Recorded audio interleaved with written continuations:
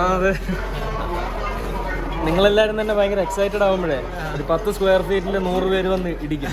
അതിൻ്റെ ചുറ്റും സ്ഥലം കാണും, പക്ഷെ ആരും മാറില്ല. അപ്പോൾ അതുകൊണ്ട് നമുക്ക് കല്യാണക്കാരെ കയറ്റി വിടണ്ടേ മുകളിലോട്ട്. അതെ, അതിൻ്റെ ഒരു ടെൻഷനില്ലായിരുന്നു. വീട്ടുകാരൊക്കെ പുറകിലായിപ്പോയെ. അടുത്ത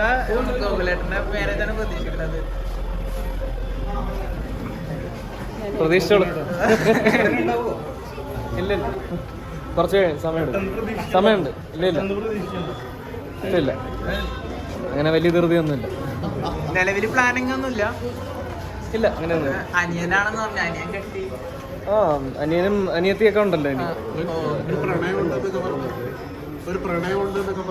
ആര് പറഞ്ഞു? സോഷ്യൽ മീഡിയയിലൊക്കെ ആര്? ഞാനോ? പ്രണയമൊക്കെ എല്ലാവർക്കും ഉള്ളത്. പ്രണയം നല്ലതല്ലേ? അയാളെ തന്നെയായിരിക്കും കല്യാണം കഴിക്കുന്നത്. അല്ല, പ്രണയം ഉണ്ടെന്ന് പറയുന്ന ആള് തന്നെയാണോ? അങ്ങനെയാണ് ആഗ്രഹം. പക്ഷെ അങ്ങനെ വലിയ ധൃതിയൊന്നുമില്ല. എല്ലാം സാവകാശം സമാധാനത്തിന് വളരെ ലോ പ്രൊഫൈലിന് മതി. നിങ്ങൾ ആരും അറിയില്ല. അല്ല, ഈ അവസരത്തിൽ മമ്മൂക്കയുടെ കൂടെ ടീസർ റിലീസ് ആയിരുന്നല്ലോ ഇപ്പൊ 2 ദിവസം മുന്നേ. അതെ അതെ. അത് എങ്ങനെയുണ്ട്? അതിന്റെ ഒരു ഞാൻ ഒട്ടും പ്രതീക്ഷയില്ല അങ്ങനെ ടീസറിലൊക്കെ എനിക്ക് അത്ര ഇമ്പോർട്ടൻസ് തന്നെ വിഷ്വലൈസ് ചെയ്ത് കാണിക്കുന്നത് തന്നെ.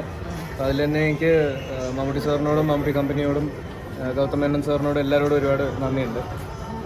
ഭയങ്കര മെമ്മറബിൾ എക്സ്പീരിയൻസ് ആയിരുന്നു. ഇതുപോലൊരു ലെജൻഡറി വെറ്ററൻ യങ്സ്റ്ററിൻ്റെ കൂടെ വർക്ക് ചെയ്യാനായിട്ട് ഭയങ്കര ഒരു വേറിട്ട അനുഭവം തന്നെയായിരുന്നു കൂടെ വർക്ക് ചെയ്യാന്നുള്ളത്. നമുക്ക് ഒരുപാട് ഒന്നും പഠിപ്പിച്ച് തരാതെ തന്നെ നമ്മൾ കുറേ പഠിക്കാനായിട്ടൊക്കെ നമുക്ക് സാധിക്കുന്ന പോലത്തെ ഒരു യൂണിവേഴ്സിറ്റിയുടെ കൂടെ ആയിരുന്നു.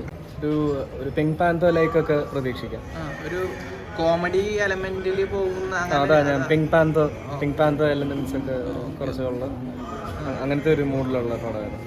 ഇതൊരു റിലീസ് ആവുമ്പോൾ ഒരു കരിയർ ബ്രേക്ക് ആയിരിക്കും ഈ സിനിമ. ആയിരിക്കാം, അങ്ങനെ അറിയില്ല.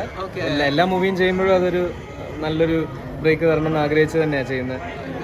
പല മൂവീസും പല ക്രിറ്റിസിസം, സീനിയേഴ്സിൻ്റെ തന്നെ പല മൂവീസും പല ക്രിറ്റിസിസം സോഷ്യൽ മീഡിയയിലൊക്കെ കേൾക്കുമ്പോൾ ഞാൻ ആലോചിക്കും, ആരും മനഃപൂർവ്വം ഒരു മോശം സിനിമ ക്രിയേറ്റ് ചെയ്യാൻ വേണ്ടി ചെയ്യില്ല.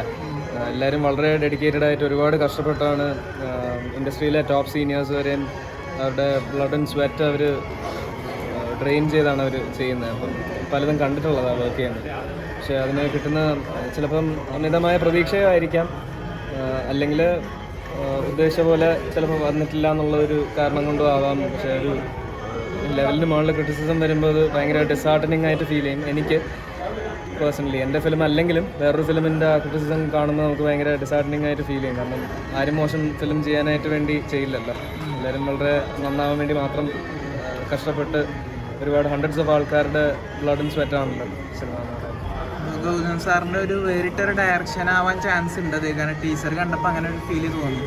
അതെ അതെ, അദ്ദേഹത്തിൻ്റെ മൂവീസ് എല്ലാം കണ്ട് ഫാനായിട്ട് നമ്മൾ ചെറിയ പ്രായം തൊട്ട് നമ്മൾ കാണുന്ന മൂവീസാണല്ലോ. കാക്കായാലും വേട്ടയാട് പിള്ളയാട് കാരണമായാലും എല്ലാം നമ്മൾ കണ്ടിട്ട് ഇദ്ദേഹത്തിൻ്റെയൊക്കെ അടുത്തുനിന്ന് നിന്നൊരു ഫോട്ടോ എടുക്കാനായിട്ടൊക്കെ മാത്രം ആഗ്രഹിക്കുമ്പോൾ അദ്ദേഹത്തിൻ്റെ ഫ്രെയിമിൽ വന്ന് പെടാനായിട്ട് പറ്റുക എന്ന് പറയുന്നത് വലിയൊരു ദൈവഭാഗ്യമായിട്ട് കാണുന്നു. ഓക്കെ, ഒരുപാട് സന്തോഷം. Thank you.